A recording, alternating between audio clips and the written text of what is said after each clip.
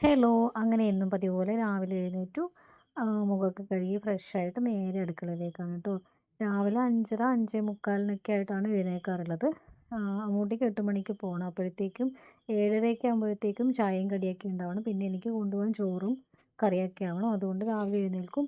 അപ്പോൾ ഇന്നത്തെ കറിക്ക് വേണ്ട സാധനങ്ങളൊക്കെ എടുത്ത് വെച്ചു. കറീൻ്റെ പണിയൊക്കെ തുടങ്ങി. ചോറിന് വെച്ചിട്ടുണ്ടായിരുന്നു. 7 മണി കഴിഞ്ഞപ്പോഴത്തേക്കും അമ്മൂട്ടി എഴുന്നേറ്റു. ടൈം ടേബിളൊക്കെ എടുത്ത് വെക്കുകയാണ്. കൈപ്പക്ക മെഴുക്കുവരട്ടിയാണ് കേട്ടോ. അതെനിക്ക് ഭയങ്കര ഇഷ്ടമാണ്. അമ്മൂട്ടിക്കും ഇഷ്ടമാണ്. അങ്ങനെ രാവിലത്തെ തകൃതിമയായിട്ട് പരിപാടിയിലായിരിക്കുമായിരുന്നു.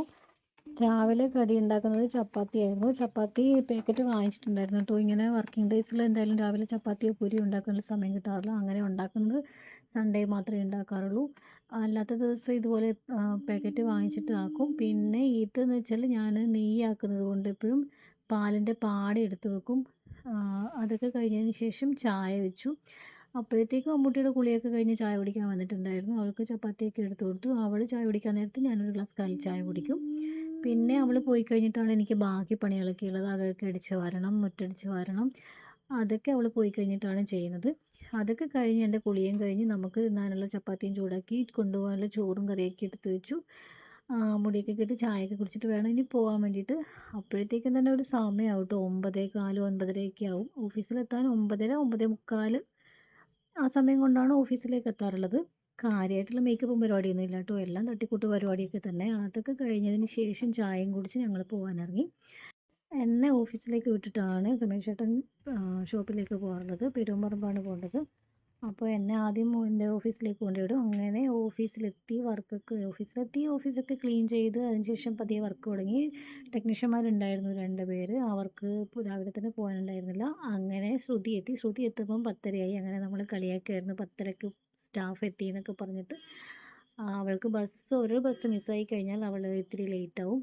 പിന്നെ കുറേ സമയം അവരൊക്കെ ഉണ്ടായിരുന്നു. വർത്താനമൊക്കെ പറഞ്ഞു പണിയൊക്കെ എടുത്തു. എന്തേലും ഒരു പാക്കറ്റ് എപ്പോഴും ഓഫീസിൽ നമ്മൾ ടേബിളിൻ്റെ മുന്നിൽ കഴിക്കാനുണ്ടാവും. വർക്കൊക്കെ ചെയ്തുകൊണ്ടിരിക്കുമ്പോഴും പെട്ടെന്ന് ഒരാൾ പറഞ്ഞു മട്ടന്നൂർ ചിക്കിങ്ങിൽ ഓഫറുണ്ട്, നമുക്ക് അങ്ങോട്ടേക്ക് വിട്ടാലോ എന്ന്. ഉച്ചയ്ക്ക് കഴിക്കാനുള്ള ഫുഡൊക്കെ എടുത്തിട്ടാണ് എല്ലാവരും പോയത് എങ്കിലും അവർ പറഞ്ഞപ്പോൾ തന്നെ നമ്മൾ നേരെ മട്ടന്നൂരേക്ക് പോയി. പോവണോ വേണ്ടോ എന്നൊക്കെയുള്ള ചർച്ചയൊക്കെ ആദ്യം തമാശയിലായിരുന്നു എടുത്തത്. പിന്നെ പിന്നെ സീരിയസ് ആയി. പിന്നെ രണ്ടും കൽപ്പിച്ച് നമ്മൾ പോയി. ആദ്യമേ ബുക്ക് ചെയ്തിട്ടുണ്ടായിരുന്നു, വേണ്ടത് ഓൺലൈനിൽ ബുക്ക് ചെയ്തിട്ടുണ്ടായിരുന്നു. പിന്നെ അതിന് വേണ്ടി നമ്മളവിടെ വെയിറ്റ് ചെയ്തു. കുറേ സമയം ഫോട്ടോ ഒക്കെ എടുത്ത് വെയിറ്റ് ചെയ്തു. പിന്നെ ശരിക്കും 1 മണി 1:30 ആയി അവിടെ പോകാൻ വേണ്ടിയിട്ട്. അപ്പോഴത്തേക്ക് നല്ല വിശപ്പുണ്ടായിരുന്നു. അങ്ങനെ നമ്മളെ സാധനം എത്തിയില്ലെങ്കിലും സാധനത്തിൻ്റെ ബില്ല് കയ്യിൽ കിട്ടി. അങ്ങനെ നമ്മൾ വെയിറ്റ് ചെയ്ത നമ്മുടെ ഐറ്റംസൊക്കെ എത്തി. പിന്നെ ഓരോരുത്തരും ഷെയർ ചെയ്തു. ഇതിനു മുന്നേ കുബൂസൊക്കെ കഴിച്ചിട്ടുണ്ട്. പക്ഷേ ഈ ഫ്രൈഡ് ചിക്കൻ ആദ്യമായിട്ടാണ് കഴിക്കുന്നത്. അപ്പോൾ കഴിക്കുന്നതിന് മുന്നേ തന്നെ നല്ല ടെൻഷനായിരുന്നു. ഇതിൻ്റെ ടേസ്റ്റ് ഇഷ്ടപ്പെടുമോ, കഴിക്കാൻ പറ്റുമോ എന്നൊക്കെയുള്ള. എനിക്കും ശ്രുതിക്കും സെയിം ടെൻഷനായിരുന്നു. കാരണം അവളും ഇതുമാതിരിയുള്ള സാധനങ്ങളൊന്നും ഇതിന് മുന്നേ കഴിച്ചിട്ടുണ്ടായിരുന്നില്ല. പിന്നെ കഴിച്ചപ്പം വലിയ കുഴപ്പമൊന്നുമില്ല, ഇഷ്ടപ്പെട്ടു. അങ്ങനെ നമ്മളെല്ലാവരും കഴിച്ചു. കഴിച്ച് കഴിഞ്ഞപ്പോൾ ഇതാണ് എല്ലാവരുടെയും അവസ്ഥ. വയറ് ഫുള്ളായിട്ട് നിറഞ്ഞു, തളർന്നു എന്ന് പറയാം. അങ്ങനെ നമ്മൾ അവിടുന്ന് ഫുഡൊക്കെ കഴിച്ചു കഴിഞ്ഞ് നേരെ തിരിച്ച് വരാൻ നിന്നു.